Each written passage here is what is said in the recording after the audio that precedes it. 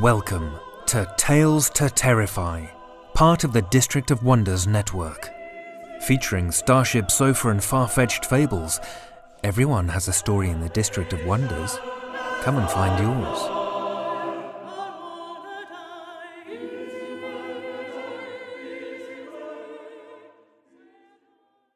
Good evening, children of the night. Well, it's happened. December is upon us, and, like a shadowy horror pursuing you down a darkened alleyway, the holiday season has nearly crept up on us once again. While some people love the sappy sweetness, giving spirit and good tidings of the season, I've always been more fascinated by the darker side of the holiday. And no, I don't just mean excessive crowds of people and rampant commercialism. Other than, of course, Halloween, there's no time of year that brings out the creepy and ghoulish tales quite like the holiday season. And there's good reason for that. Long before the yearly barrage of cheesy Christmas-themed horror, hundreds of years even before Scrooge and his three spirits, tales of deadly creatures and ghostly visitations were a mainstay of the season. Back then it had little to do with what we know as Christmas, though. As the night grows longer and colder, it's only natural that people would gather a little closer around the fire. The winter solstice was a time of year when it was thought that the barrier between the dead and the living was particularly thin. And with the fading edge of the year looming near in the distance, themes of death and rebirth have often not been far from mind. Some of our most regular classic tale-tellers have penned popular festive ghost stories, including E.F. Benson, Algernon Blackwood, and M.R. James. Whether you love holiday-themed horror or hate it, there's plenty for you to discover if you're in the mood. Speaking of which, I might just have a few finds to share with you to wet your whistle for the season. Growing up, one of the things I always looked forward to at this time of year was that little paneled cardboard Christmas scene, crisscrossed with tiny numbered doors. Each morning I'd race downstairs, tear open a new door, and devour the treat inside. Yes, the Advent calendar, one of the few times of year I could get away with having chocolate at breakfast. While the treats you'll find inside their doors might be more spooky than sweet, the folks over at creepychristmasfest.com have put together their own Christmas Advent calendar. After a 10-year hiatus, they're releasing a short film a day until December 25th.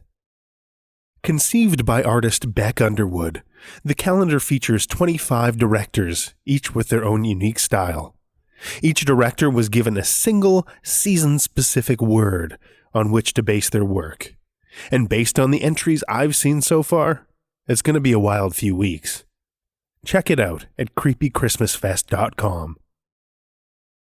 If short films aren't really your thing and you'd like to dive headfirst into some meatier cinema, the folks over at dreadcentral.com have a holiday challenge for you. Their December 31-day horror challenge, The End is Nigh, dares you to watch an apocalyptic film a day for the entire month of December. The titles range from classics to contemporary, campy to serious, but each centers on the theme of the end of the world, to commemorate the end of the year. If you're up for the challenge, best jump on it soon before you get too far behind. Link is in the show notes. Now, before we dig into our fiction for the evening, I'd like to give you a bit of a preview of the coming weeks. We've got a ways to travel before we arrive back at my home in the Canadian prairies. But I'd like to give you some time to relax and enjoy the season before we have to pack up and hit the road. And when we do, I'd like to take the scenic route as we travel north. I've never had the occasion to explore as much of the U.S. as I'd like, and I'd very much like to bring you along for the ride as we explore some of the darker landmarks along the way, the myths, legends, and horrors that have helped define the very fabric of North America. Something to look forward to in the new year, But for now, let's get you some fiction. Robert Barr was a Scottish-Canadian short story writer and novelist, born in Glasgow, Scotland. Barr emigrated with his parents to Upper Canada at age 4 and was educated in Toronto at Toronto Normal School. Barr became a teacher and eventually headmaster of the Central School of Windsor, Ontario. While he had that job, he began to contribute short stories, often based on personal experiences, to the Detroit Free Press. In 1876, Barr quit his teaching position to become a staff member of that publication, in which his contributions were published with the pseudonym Luke Sharp. This nom de plume was derived from the time he attended school in Toronto. At that time, he would pass on his daily commute a shop sign marked Luke Sharp, Undertaker, a combination of words Barr considered amusing in their incongruity. Barr was promoted by the Detroit Free Press, eventually becoming its news editor. In 1881, Barr decided to vamoose the ranch, as he said, and relocated to London to establish the weekly English edition of the Detroit Free Press. In 1892, he founded the magazine The Idler, choosing Jerome K. Jerome as his collaborator, wanting, as Jerome said, a popular name. He retired from its co-editorship in 1895. In London of the 1890s, Barr became a more prolific author, publishing a book a year, and was familiar with many of the best-selling authors of his day, including Bret Harte and Stephen Crane. Most of his literary output was of the crime genre, then quite in vogue. When Sherlock Holmes stories were becoming well-known, Barr wrote and published in The Idler the first Holmes parody, The Adventures of Sherlock Holmes, a spoof that was continued a decade later in another Barr story, The Adventure of the Second Swag. Despite those jibes at the growing Holmes phenomenon, Barr remained on very good terms with its creator, Arthur Conan Doyle. In Memories and Adventures, a serial memoir published 1923-24, Doyle described him as a volcanic Anglo, or rather Scot-American, with a violent manner, a wealth of strong adjectives, and one of the kindest natures underneath it all. Children of the Night, Robert Barr's classic, The Man Who Was Not on the Passenger List.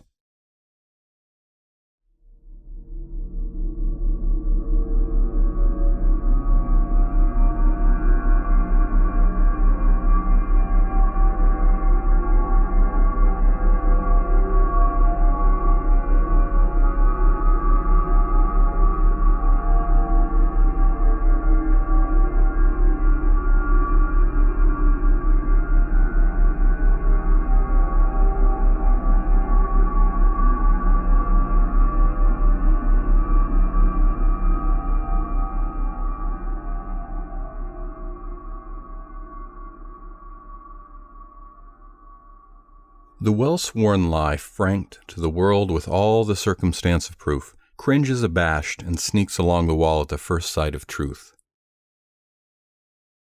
The Gibrontus of the Hot Cross Bun line was at one time the best ship of that justly celebrated fleet.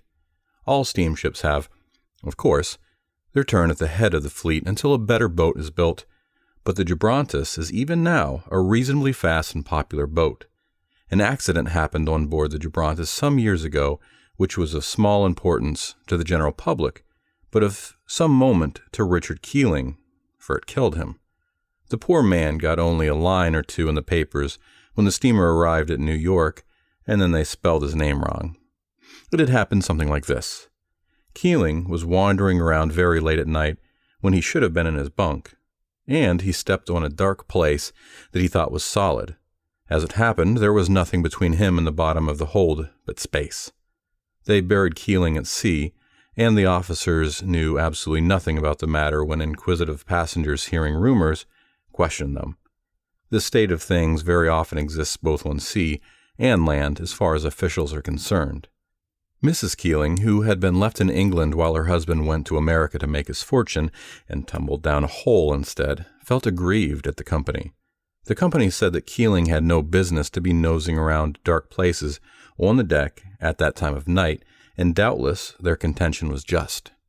Mrs. Keeling, on the other hand, held that a steamer had no right to have such man-traps open at any time, night or day, without having them properly guarded, and in that she was also probably correct. The company was very sorry, of course, that the thing had occurred, but they refused to pay for Keeling unless compelled to do so by the law of the land, and there matters stood. No one can tell what the law of the land will do when it is put in motion, although many people thought that if Mrs. Keeling had brought a suit against the Hot Cross Bun Company, she would have won it. But Mrs. Keeling was a poor woman, and you have to put a penny in the slot when you want the figures of justice to work. So the unfortunate creature signed something which the lawyer of the company had written out and accepted the few pounds which Keeling had paid for room 18 on the Gibrontus. It would seem that this ought to have settled the matter, for the lawyer told Mrs. Keeling he thought the company acted very generously in refunding the passage money, but it didn't settle the matter. Within a year from that time, the company voluntarily paid Mrs. Keeling £2,100 for her husband.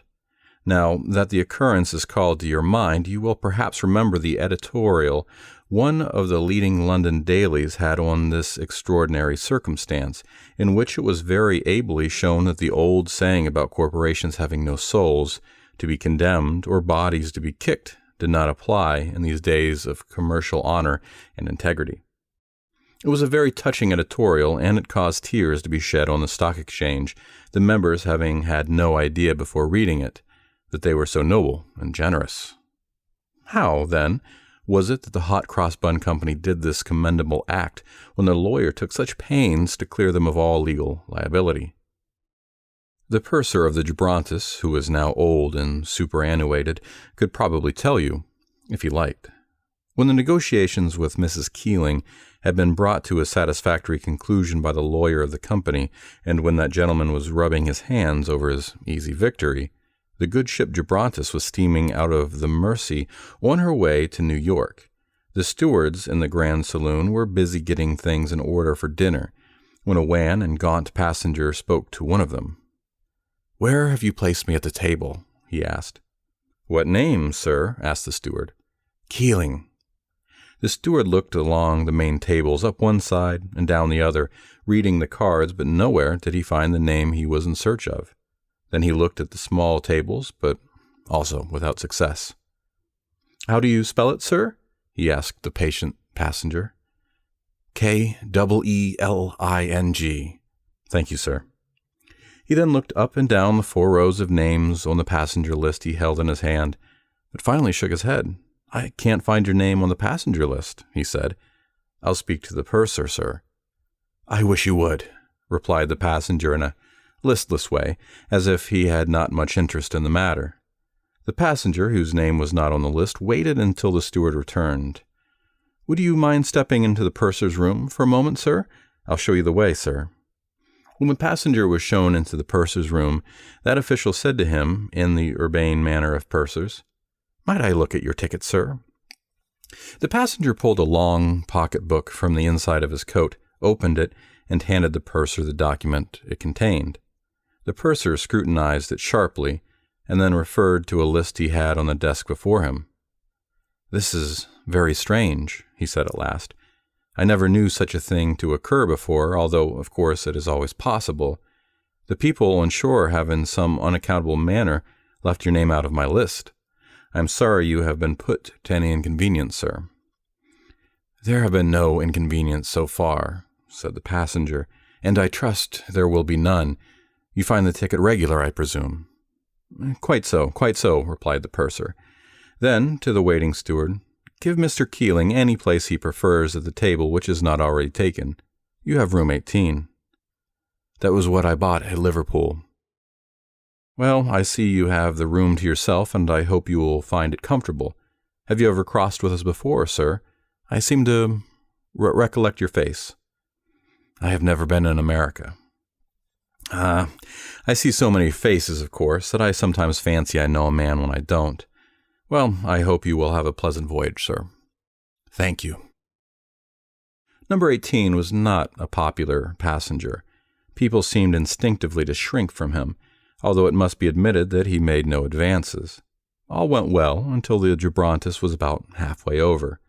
One forenoon, the chief officer entered the captain's room with a pale face, and shutting the door after him said, "I am very sorry to have to report, sir, that one of the passengers has fallen into the hold."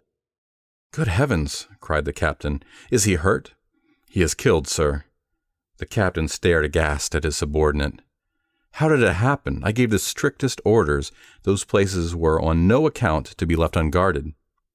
Although the company had held to Mrs. Keeling that the captain was not to blame, their talk with that gentleman was of an entirely different tone. "That is the strange part of it, sir. The hatch had not been opened this voyage, sir, and was securely bolted down." "Nonsense. Nobody will believe such a story. Someone has been careless. Ask the purser to come here, please." When the purser saw the body, he recollected and came as near fainting as a purser can. They dropped Keeling overboard in the night, and the whole affair was managed so quietly that nobody suspected anything. And what is the most incredible thing in the story, the New York papers did not have a word about it. What the Liverpool office said about the matter nobody knows, but it must have stirred up something like a breeze in that strictly business locality. It is likely they pooh-poohed the whole affair, for strange to say, when the purser tried to corroborate their story with the dead man's ticket, the document was nowhere to be found. The Gibrontus started out on her next voyage from Liverpool with all her colors flying, but some of her officers had a vague feeling of unrest within them, which reminded them of the time they first sailed on the heaving seas. The purser was seated in his room, busy, as pursers always are at the beginning of a voyage, when there was a rap at the door. "Come in," shouted the important official, and there entered unto him a stranger who said, "Are you the purser?" "Yes, sir. What can I do for you?" "I have room number 18. "What?" cried the purser, with a gasp almost jumping from his chair. Then he looked at the robust man before him and sank back with a sigh of relief. It was not Keeling. "I have room number 18, continued the passenger, "and the arrangement I made with your people in Liverpool was that I was to have the room to myself. I do a great deal of shipping over your—" "Yes, my dear sir," said the purser, after having looked rapidly over his list. "You have number 18 to yourself." "So I told the man who was unpacking his luggage there, but I showed me his ticket, and it was issued before mine. I can't quite understand why your people should—" "What kind of a looking man is he?" "A thin, unhealthy, cadaverous man who doesn't look as if he would last till the voyage ends. I don't want him for a roommate. If I have to have one, I think you ought—" "I will, sir. I will make it all right. I suppose if it should happen that a mistake has been made and he has the prior claim to your room, you would not mind taking number 24. It's larger and a better room." "That will suit me exactly." So the purser locked his door and went down to number 18. "Well?" he said to its occupant. "Well," answered Mr. Keeling, looking up at him with his cold and fishy eyes. "You're here again, aren't you?" "I'm here again, and I will be here again, and again, and again, and again, and again." "Now, what the—" Then the purser hesitated a moment, and thought perhaps he had better not swear, with that icy, clammy gaze fixed upon him. "What object have you in all of this?" "Object? The very simple one of making your company live up to its contract. From Liverpool to New York, my ticket reads, I paid for being landed in the United States, not for being dumped overboard in mid-ocean. Do you think you can take me over? You have tried 2 times at it and have not succeeded. Yours is a big and powerful company, too. If you know we can't do it, then why do you—" The purser hesitated. "Pester you with my presence?" suggested Mr. Keeling. "Because I want you to do justice. £2,000 is the price, and I will raise it £100 every trip." This time the New York papers got hold of the incident, but not of its peculiar features. They spoke of the extraordinary carelessness of the officers in allowing practically the same accident to occur twice on the same boat. When the Gibrontus reached Liverpool, all the officers, from the captain down, sent in their resignations. Most of the sailors did not take the trouble to resign, but cut for it. The managing director was annoyed at the newspaper comments, but laughed at the rest of the story. He was invited to come over and interview Keeling for his own satisfaction, most of the officers promising to remain on the ship if he did so. He took room 18 himself. What happened? I do not know, for the purser refused to sail again on the Gibrontus and was given another ship. But this much is certain. When the managing director got back, the company generously paid Mrs. Keeling £2,100.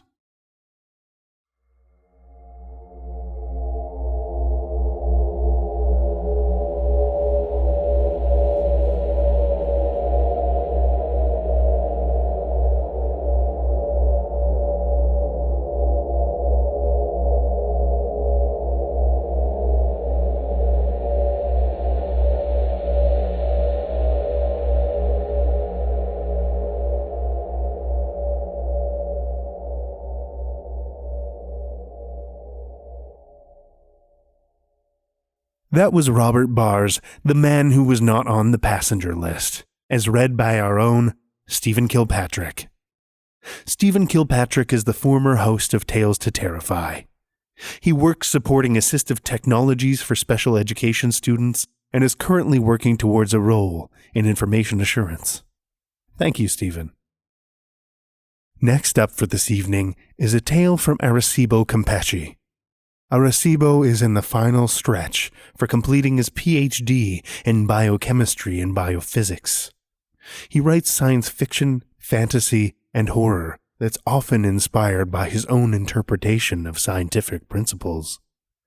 His work has appeared in Daily Science Fiction and is forthcoming in Weird Book number 41.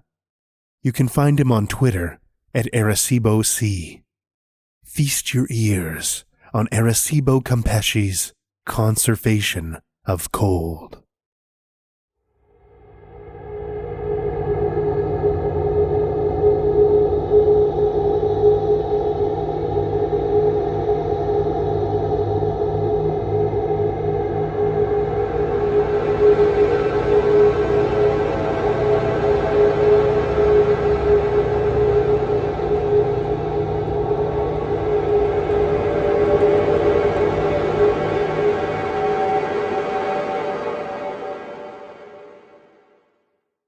I opened my eyes and saw my body lying face up on a yellow gurney. My left sleeve had been rolled up to the bicep. Smeared blood covered my inside elbow. I tried to stand and yell at the paramedic that I was still here, just a few feet away, prone on the kitchen floor. But the pain on my side rushed to my head and pounded against my temples. I forced air up my throat, bubbling through viscous phlegm. Before I could form words, my throat closed, and my vision became hazy. My body lay unmoving on the gurney, but I, whatever I had become, spasmed against the tiled floor. Abuela limped down the stairs out of breath. Her hunched body tilted to the sides as she landed on each step. She stood over my body as tears streamed down her face, then slapped the fresh puncture wounds on my arm, yelling, "¿Por qué hiciste esto?" The floor was freezing, and I didn't have enough energy to get up, to run away. Even if I did, I would still hear her screaming, blaming me for accidentally killing myself. I managed to bring my hands to my face, but soon realized she couldn't see me. The paramedic signaled Abuela to move away from the gurney, and despite her anger and desperation, she did. He placed his shaking palms between my breasts and, using his entire weight, compressed my chest, then placed 2 fingers on my neck. His face tensed.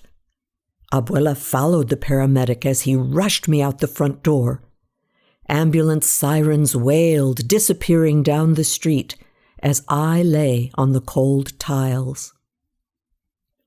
It took a long time for the shock to wear off, and even longer for me to lose all hope of being revived and returning to my body, if that was even possible.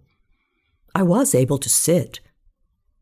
Pain, disbelief, stress, all present. Yet something I had when alive was missing.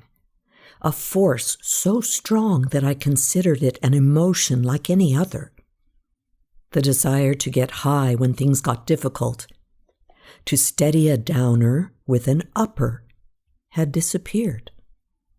I had died, but I was free of my addiction.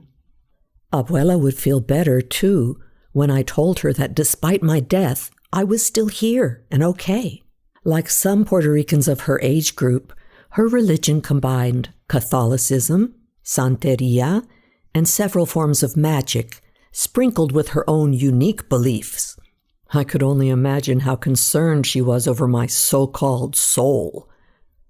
My hands didn't pass through the walls like in the movies, nor did I sink through the floor into oblivion. I was invisible but solid. I'd be able to write a message on the wall with the paint we kept on the porch. She'd freak out, but reading a message was probably less disturbing than hearing me speak. My footsteps were silent as I walked towards the screen door leading outside, where my body had crossed through the porch and then to the ambulance. I didn't see any cars parked on the street, but soon enough the neighbors would get home from their jobs, find out I overdosed on heroin, and run over crying to Abuela, "I'm so sorry for your loss. Alicia was such a bright girl." Then they'd pat Abuela's wrinkled hands and say, "I'm sure God has a reason for taking her so young." Of course, when they went back home, out of earshot from the outside world, their tongues would fall off with the weight of hot gossip.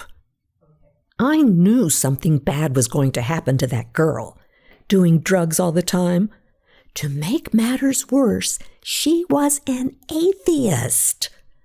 I don't want to say this, but I'm afraid that if she didn't embrace Jesus before departing, she's in a bad place now. Cold air blew into the house. I hugged myself and shivered. It reminded me of vacationing in Boston during winter. The temperature in Puerto Rico never dropped this low, so the cold had to be a consequence of my condition. It was a sunny day out, and after writing my message, I could take a walk to warm myself up. I pulled the screen door handle. It didn't move. I grabbed my wrist with my other hand, pulling until I trembled in place. The flimsy screen door, designed to stop flies and vermin, didn't budge. I tried other doors that led to the bathroom, kitchen pantry, and backyard. None of them moved. Smaller items, like the pen I found under the sofa, were also infinitely heavy. I kicked and punched every object around me, begging for something to at least stir and acknowledge my existence. I didn't get fatigued, but eventually became bored of taking my anger out on the house and wandered aimlessly until I found myself in front of the living room mirror. Nothing. I had no reflection. I waved my hands, but sunlight coming from the windows passed through me uninterrupted. My pale and naked body was only visible to myself. Abuela came back hours later, giving me enough time to figure out the nature of what I was. In a nutshell, I had no mass. Without mass, I couldn't exert force, explaining my inability to move things. Light didn't interact with me either, further supporting my assumption. Yet I had awareness and could interact with objects, even if it was just to be hindered by them. Dr. Miguel Suarez, the man who is shepherding me towards earning my PhD in biochemistry, would be proud. Even in death, I still approached problems with a scientific mind. Unfortunately, he'd never find out. "Alicia," Abuela said. Her voice cracked as she said my name. Te suicidaste con una sobredosis. Estás en el infierno. I turned and saw her standing in the threshold to the kitchen. I tried to speak and explain to her that I hadn't killed myself and that overdosing could hardly be considered suicide. Instead, I became dizzy as the words formed in my throat. I felt like pulling my hair from the frustration of not being able to communicate. I needed to tell her. My being here was what mattered. Her religion was giving her more grief than closure. Chances were hell didn't even exist. Tears ran down her wrinkled face. Her eyes focused on the living room wall, as if expecting a miracle to occur. A string of wooden beads, her rosary, was coiled around her forearm. The room grew colder still. I tried to force words out, but lost my balance and landed on my knees. No sound left my mouth. It took several seconds for me to recover. She raised her shaky arms to pray and lowered her head. I got closer. A barely noticeable substance surrounded her like an aura. Translucent yellow gas rippled from her arms. I hovered both hands over her forearm. The gas was hot. She warmed me like a campfire. I ran my hands through the colored heat, parting the waves, but also absorbing some warmth. The back of my hands prickled. Her heat diffused into my body, relaxing me. My mouth salivated. The energy was delicious. Without thinking, I grasped Abuela's wrist, squeezing as hard as I could. She screamed. Abuela's gaze locked with mine. "Alicia!" She flung her arm loose. I stumbled back, catching a glimpse of myself in the living room mirror before disappearing again. She looked at her wrist with wide eyes and crossed herself with her other hand, the wooden Jesus dangling from the string of beads. My body itched for more heat. "Un demonio enmascarado," she said. "Padre nuestro que estás en el cielo, santificado sea tu nombre." She darted up the stairs, repeating the Lord's Prayer in a loop. Abuela had lived in the States for more than a decade and was fully bilingual, but she always prayed in Spanish. I rushed after her, pushing the curtain at the base of the staircase. Instead of acting as a concrete wall, the stringed beads moved aside. Abuela looked back at what had to look like the beads moving from their own volition. She whimpered, cradling her wrist against her chest, and ran up the stairs. The cold gripped my legs again, and I stumbled on the steps. She prayed louder, rushing into her room, then slammed the door shut. When we connected, I wanted to hug her, tell her I loved her, to say, "Everything will be all right, Abuelita."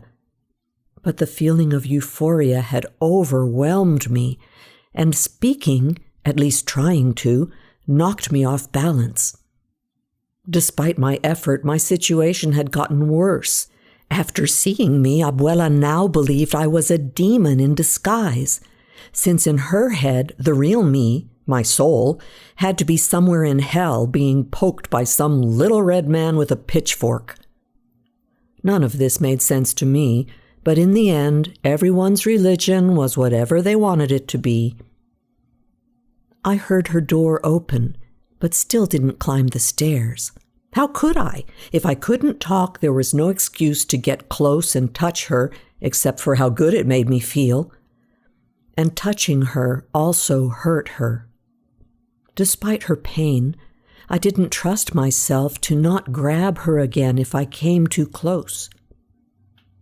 On the second floor, echoes of Abuela's weeping filled the hallway. She stomped around. The house went silent after she finished whatever she was doing, shutting her door again, and I mustered enough courage to go upstairs. The other rooms and bathrooms were open. Abuela insisted on airing the house, keeping the doors open when her room was unoccupied. She claimed the smell of stuffiness and used socks accumulated otherwise. I found my room as I had left it. Every piece of clothing, makeup, and my school backpack in their usual place, as if expecting me to come back from the dead and continue my routine. The bottom drawer in my dresser, where I kept my stash, and hid my special spoon just before the heroin kicked in and killed me, was closed, unexplored. Yet Abuela knew I had drugs here. Maybe not in that specific drawer, but somewhere. During the last few years, she'd thrown around enough innuendos about how bad habits can shape a person into something they're not. A collection of warnings to persuade me to quit, to stop coming home with bloodshot eyes and slurred speech. I ignored her, thinking my vices were under control. Drugs, especially stronger stuff, were only for special occasions, like when the stress of lab work threatened to drive me crazy. Tension built in after years of 16-hour workdays, running experiments 6 days a week, while being unappreciated by everyone outside of science. I'd started with alcohol, like everyone else. Then marijuana when too much booze ruined my digestion. I skipped through cocaine and, only on special occasions, landed on a needle. The whole thing felt like a repeating series of accidents, as if I was tripping on the same rock on my walk to school every day. But I wasn't going to use drugs forever. The plan was to quit right after graduation. I sat on my bed for hours. It never made a sound, the creaking of worn, rusty springs absent. Instead, a chill spiraled up my spine like fingers flicking air out of a syringe. The clock on my room wall read 7 p.m. Eventually, I stood to look outside my window. Black bows hung from the front door of every house, a sign of respect to the recently deceased. 2 black ribbons stretched from each bow and piled into small mounds. They must have bought them in the same store, or probably one of the neighbors bought one for everyone. I wouldn't be surprised if it had been Abuela who gifted the bows, asking nicely that they be hung. All traces of Abuela's heat had left me, the pleasure gone with it. Only the anger after seeing the neighborhood hypocrisy lingered. In the past few years, I'd managed the drive home while intoxicated more than once, only to park too far from the sidewalk, open the door, and vomit on the street as tears ran down my face. On a few occasions, the neighbors called the cops. The neighbors hated me, called me a negative influence on their kids, despite the fact I never talked to any of them. And I was sure none of them were perfect either. I always urged Abuela to call the police when the loud spousal fights or drunken parties stretched late into the night, but she'd just shrug. God rewards those who turn the other cheek, she'd always say, as if her patience was a down payment for going to heaven. Something caught my foot as I turned from the window. A red 7-day candle with a drawing of a saint on it stood beside my bed. In a wooden frame beside the candle, I saw a picture of me as a little girl, missing my 2 front teeth and wearing a proud smile. Abuela must have set this up after I touched her. I crouched down until my knees reached my head. Red, blood-thick wax pooled below the burning wick. The flame flickered in an uninterrupted random pattern. I waved the back of my hand near the fire. Te amo, Alicia. Abuela stood in the doorway. This was the 2nd time she addressed me after my death, as if a part of her knew I was close. I brought my fingertips closer to the flame, then rested my cheek on my left knee, waiting for her to turn and leave. If she thought I was a demon, I couldn't imagine how she'd react after seeing me, spine taut against my skin, slouched in front of my own proffering. She turned, and I closed my eyes, then cupped the flame in my palm, but nothing happened. The flame felt cold as metal. I hadn't considered the possibility that only human heat affected me. The need for a satisfying high only increased after the failed attempt with the candle. Abuela shut my door before I reached her. I considered calling out to her, but the thought of speaking made me nauseous. I stood in front of the door. Unlike when I had a body and worked long hours standing in front of a lab bench, my legs didn't fall asleep. The stiffness in my neck never came. Still as a statue, I waited. A gnawing need to get high kept me company. The next morning, Abuela slowly turned the doorknob as a voice came from outside, stopping her before she fully opened my door. "Boy!" Abuela yelled. She left the door ajar. Even turning my body sideways, I wouldn't fit through. Outside my window, I saw Cynthia, one of the neighbors from across the street, walking from our mailbox with a package cradled on her side. Bringing Abuela her mail? She had to be up to something. I squinted, looking at Cynthia's house. Aluminum screens behind the window panes blocked my view, but I knew they were there. Cynthia's sisters, Amanda and Carla, what I called the gossip patrol, keeping watch. I heard Abuela swing the porch gate open. Cynthia walked into the house. Abuela had also felt something when I touched her, but in her case, surprise and pain filled her cataract-filmed eyes after I grabbed her wrist. I was dead, but not unfeeling. The fact that it had felt good to grab her only added to the guilt. If I found a way to get close to Cynthia, I could feed on her heat. Her health wasn't my concern, and I wouldn't be caught by surprise now after becoming visible. With enough heat, I'd probably be visible for a while. I could smile and wave to Abuela, convincing her I wasn't an evil demon. Maybe we could even leave the house together and find others like me. Statistically, I couldn't be the only one. No one was that unique. I had to admit I was also curious. Cynthia was young, around my age.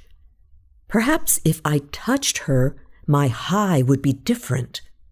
The experience might be more intense. The difference between a few sips of beer or pounding several tequila shots in rapid succession. Or maybe a young person's heat changed the high altogether, and I'd trampoline from the drowsiness caused by Xanax to the jaw-twisting strength of cocaine.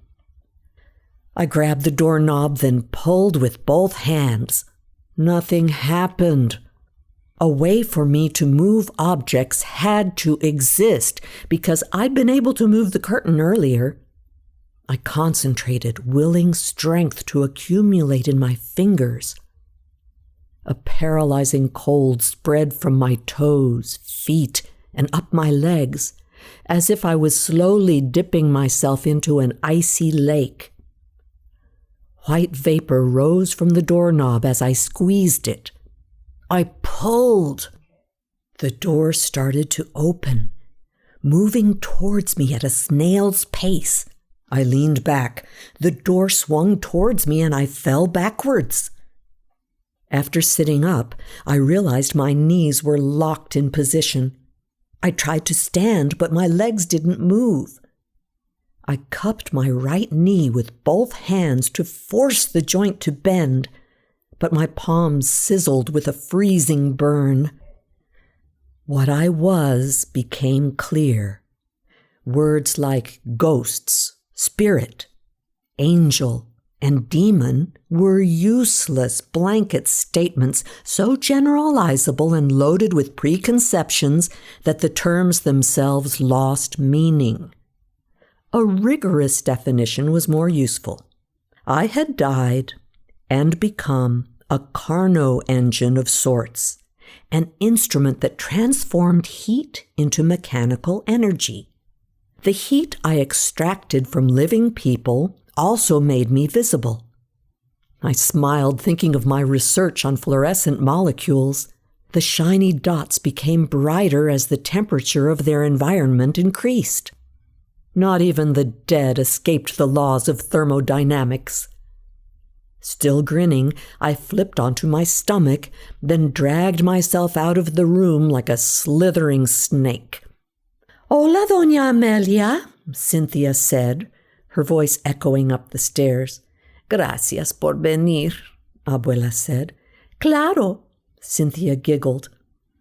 What was so good about Cynthia coming over? I'd told Abuela 1,000 times not to trust the neighbors, but every time I gave her a reason, she'd just say that talking about people who gossip counted as gossip. She claimed a better approach was to be the best person you can be and give nothing interesting to talk about. Then she'd give me that look that said she knew I gave too much to talk about. I slapped the floor with my clammy hands, pulling myself towards the stairs. My paralyzed legs dragged like the tall gas cylinders in my lab. If Cynthia came upstairs, I'd grab her ankles and absorb all the heat I could. I needed to warm up my legs, in addition to a nice buzz. "The mop and broom are in the pantry," Abuela said in Spanish. Cynthia had come to clean the house. I paused. Maybe I was being too harsh and overconfident in my judgment. It was hard to imagine Cynthia volunteered for housework just to find things to create a scandal over.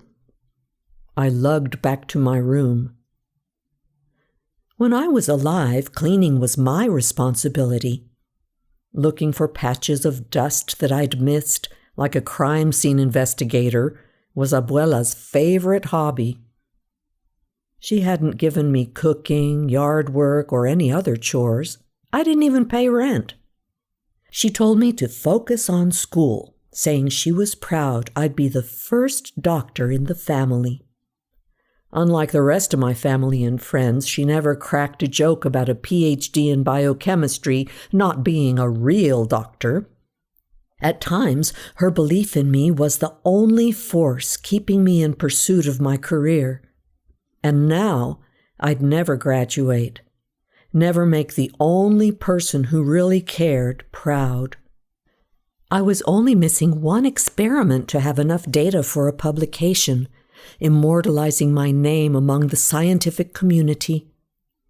My work was wasted, or worse, another person in the lab would finish it and push me down the author list, maybe even take my name off completely, since I didn't need publications to advance my career anymore.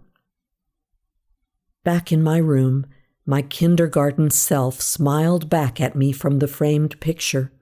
Most worries I had when alive had disappeared. Things that kept me up at night, like the search for jobs after graduation, how I'd struggled to kick my drug habit when the time came, were unimportant. The question of how long it would take to save enough money to rent my own place seemed absurd now. Yet I still couldn't imagine being as happy as I looked in the picture. So much had been left undone. The child's happiness stemmed from ignorance and not a sense of professional or personal accomplishments.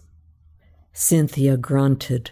She stood outside my room, barefoot on the tiled floor, using both hands to carry a large bucket with a mop inside. Water splashed on the floor when she set it down. Abuela hadn't entered my room after leaving the candle and my picture. She hadn't cleaned any part of the house either. In fact, I couldn't remember the last time I saw her eat. Her body had abruptly become frailer since I died. The hunch on her back curving a few degrees in less than 2 days. I didn't need to like Cynthia to recognize the favor she was doing Abuela. I crawled under my bed to avoid bumping into the mop or broom, starting to accept my condition as permanent and unfixable. Cynthia sat on my bed with a creaking sound. Her ankles released a faint blue vapor. I leaned my head in, the energy caressing my cheeks. The hairs behind my neck stood as I inhaled silky ribbons of blue gaseous heat. A prickling sensation ran down my legs. Cynthia giggled and shuffled her feet. For a second, I thought she felt me close, but instead of looking under the bed, she stood and walked toward the window. She laughed louder, then mumbled something about a ridiculous old lady. I pulled my upper body from under the bed and saw her standing, hips tilted, pointing her phone at the candle and my portrait, snapping pictures. She knocked on the metal window panes, calling out to her sisters, who no doubt came running to their own windows like drooling dogs. I started to tremble, biting on the inside of my lips. She lifted the phone to the window, as if her idiot sisters had long-range vision, telling them how much they were going to laugh when they saw the pictures she was taking. Did she not even care that Abuela might be within earshot? She turned to leave, still sliding her finger on the phone, probably looking at the picture through different filters, or adding sparkles around the candle, increasing the juiciness of her find. I slammed my fists against the floor. How could she be so disrespectful? Cynthia skipped from the window, still laughing. It was clear she had no intention to clean. I lunged, grabbing both of her ankles. She squealed, then dropped her phone. Pleasure rippled through me. Every cell in my body excited simultaneously, the first time high of every drug I'd used when alive, mixed with the gut-clenching spasms of an orgasm. Cynthia screamed. I turned my head, stared straight into her eyes, and bit her calf, sinking my teeth deep into muscle. Her heat flowed down my throat, a sweet and warm liquid that filled me with bliss. She screamed senseless dribble. Thick strands of saliva flew from her mouth.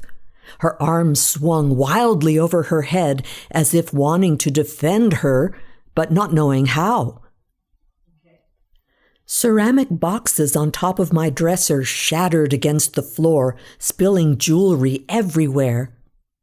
I held for a long time, but the high only got better, not limited by the bioelectrical saturation limit of a nervous system. I whispered her name, Cynthia. Dark blotches formed at the edge of my vision. My strength seeped away, and Cynthia freed one of her legs, then the other. I heard her name from far away. Her sisters must have heard the racket and were calling to her. I reached out, trying to grab the cell phone and text Abuela while the tingling heat ran through my body, but everything went black. It was nighttime when I woke up. Cynthia must have rushed back to her house and hopefully would spend the next few years crying herself to sleep in terror, visiting psychologists until she convinced herself that what she'd seen wasn't real. Perhaps there were some residual drugs lying around my room, and she'd hallucinated after inhaling them. Maybe the stress from a neighbor dying had made her brain fabricate illusions. Whatever lie eventually comforted her, the bite marks guaranteed it would take a while for normalcy to set in. My legs worked again, so I walked around the second floor of the house. Abuela was in her room, reading her Bible while she lay on the bed. I couldn't tell if her hands were shaking from old age or because of the aftermath of what I had done. The 10 o'clock news blared on the TV that sat on a table across from her. On days that I came home drunk or high, which lately had become every day, she cranked the TV volume even higher, giving me a small hint that I had done something wrong and didn't deserve to sleep in peace. Seeing her there made my eyes water. How was I supposed to deal with the loneliness of death? The despair in my heart climbed my throat and quivered in my lips. She was so close, but unreachable, untouchable. I had taken so much for granted when I was alive, thinking that she would always be there, that I'd have the rest of my life to discover and share new scientific phenomena, that dying of a drug overdose was something that happened to people who weren't careful, and not to scientists in training who measured micrograms daily. I'd also managed to be irresponsible with my high during death. Knowing that talking somehow ruined my vision and balance hadn't stopped me from whispering to scare Cynthia. The lesson of self-control was lost on me.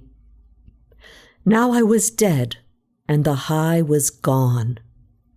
Only the guilt of the recently sobered who realized they had fallen off the wagon remained. I was trapped in a house where the only way to get around was to suck heat off a living person. Instead of a sophisticated machine, an efficient engine, I had become a parasite, feeding off living things for pleasure. I existed in a vacuum with no purpose, no ecosystem. Abuela had been right. Everyone had stress, and sometimes the difference between swimming in an endless ocean of anxiety or drowning in a glass of water was the perspective we took. What I missed about life now was exactly that stress, the uncertainty, the challenge to be a successful scientist, a better person. I stood in Abuela's doorway and resented her. She could have been more aggressive. If I didn't want to see, she should have pried my eyes open, even organized an intervention. She could have been more direct. I shook my head. It was time I took responsibility for my actions. Blaming my problems on anything except myself, dealing with them immaturely, such as numbing my mind with drugs, had already killed me. Abuela had been right in other ways as well. We only had the power to change ourselves. What had I gained by hurting Cynthia? Abuela would only be ostracized by the community. Whispers of her being a witch, the house being haunted, running up and down the gossip wire. Tears ran down my face, taking the last of my heat with them. The cold filled me completely. I sat at the foot of the bed, careful to be far enough from Abuela so she wouldn't stretch and accidentally touch me. We watched the weather until a coughing fit made her sit up. She covered her mouth with her white gown. Fresh blood stood out stark against the whiteness of the cloth. The urge to touch her clawed up my stomach, then concentrated in my temples. I resisted. Addiction had beat me in life and followed me into death, but I wouldn't succumb a second time. Abuela coughed again, and it occurred to me, she might join me soon. This time I'd follow every piece of advice to the letter. She had always been curious about what I did at school. There would be enough time for me to teach her science. And together, grandmother and granddaughter, we'd explore this new phase of existence. As if by design, Abuela died that night. I first noticed that her chest had stopped rising and falling. Then I grazed my fingers over her cheeks. Touching her was the same as any other object in the house, lifeless. Her heat was gone. The beaded curtain at the bottom of the stairs jingled. She must have learned how to use her heat already. Impressive. Or maybe people that died at different ages became a different kind of ghost. I couldn't wait to learn about it. I stood from the bed, thinking as fast as I could. How could I communicate with Abuela? I needed to be as loving as possible and not demon-like. Abuela stood naked at the top of the stairs. Loose skin hung from her body. She looked the same as when alive, but I knew she felt no pain. I smiled, then waved at her like a parent waves at a child. Her jaw hung open, her eyes full of recognition. She gagged, making a wet sound deep in her throat. I moved a bit closer with my index finger on my lips. "Donde? Demonio!" she said slowly, like someone struggling to speak through a heart attack. She fell on her knees. I kneeled in front of her. She whispered, "Paraíso." The wrinkles on her face squeezed together. "Mi paraíso." Her eyes locked with mine. She pointed towards the ceiling. Now I understood. She had died and not gone to heaven. Instead, she thought she'd joined a shape-shifting demon. Still kneeling, she clenched her fists and punched her thighs as if punishing her unresponsive legs. I tried to catch her attention by waving my hands. I looked into her eyes. Instead of my abuela staring back, I only saw rage. I tried to stand, but she lunged at me, pushing me by the neck until I fell on my back. She yelled, "Tu culpa!" Abuela sat on my stomach and slammed my head against the floor repeatedly until I heard my skull crack. I felt no pain, but she was draining my energy. I tried to suck some heat back, but I was too weak. She had too much of an advantage. Her tongue ran over her lips like someone remembering how delicious food was. I tried to wiggle from under her, anything to resist the efflux of heat from my body. Abuela moved her hands from my neck to my face, threatening to squeeze out the last of my heat. I looked at her, begging her to stop, but the patience she had in life was extinguished. She buried her thumbs into my eyes. Vitreous liquid mixed with tears ran down the side of my head. She slammed my head against the floor again. When the last drops of my heat diffused into her, I plummeted through the floor like a traitor cast from paradise. I have yet to find escape from this place.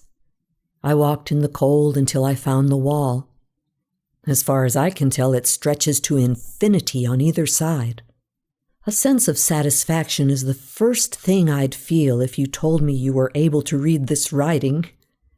I had to rest my wrist on my forehead to try and keep the sentences level. I still can't see, and don't know if my blood sticks to the wall or just runs off. I'm not even sure if the wall is white or another color light enough to serve as a good medium for writing on. At least my blood seems to never run out. It took me a long time to think of biting my thumb open and using the blood to write, no, to publish my story.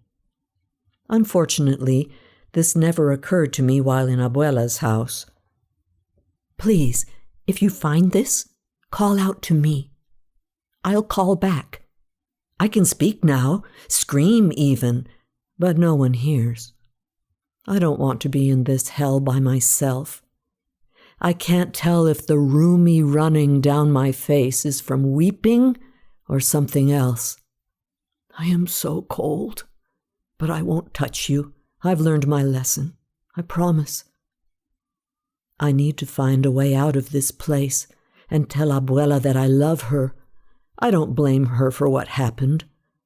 In a way, I was part demon in life already. She'd spent her life knowing that suffering and pain were rewarded with an unimaginably happy afterlife. But after dying, she hadn't entered through golden gates into a garden of infinite bliss. She only saw me. She had no reason to behave like a good Christian anymore. If you are reading this, Abuela, I'm sorry. This is not heaven. But I've confirmed there is a place that can be called hell, opening the possibility that an opposite realm exists. If we meet here, let's pray together. I hope I can make you proud. Alicia M. Lopez, PhD candidate in biochemistry, draft number 177 of A 25-year-old woman experiences life after death, a case study.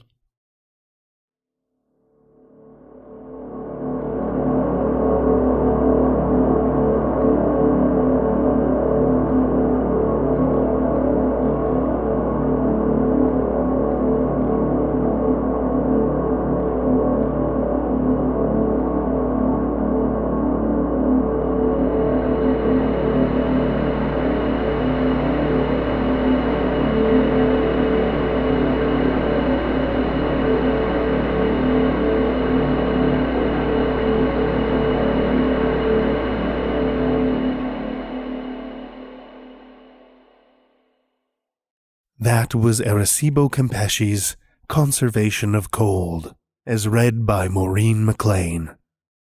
Maurine is an Austin musician, plucking the bass with acoustic bands, the Therapy Sisters, and a proper cup of coffee.